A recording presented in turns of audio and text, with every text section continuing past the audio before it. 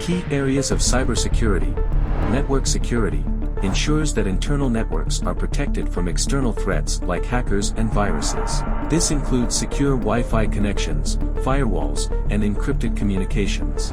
Application security protects software applications from vulnerabilities that hackers could exploit to gain unauthorized access.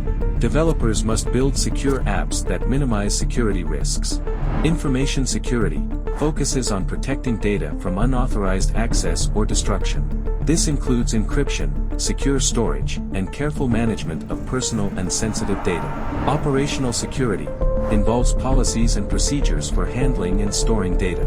It also includes controlling access to sensitive information and ensuring that only authorized individuals can view or modify it. Disaster recovery, a plan to recover lost data and resume operations quickly after a cyber attack or data breach. It helps minimize downtime and ensures business continuity. End-user education, teaching people how to recognize phishing attempts, create strong passwords, and adopt secure online habits. Awareness is one of the most powerful defenses against cyber threats.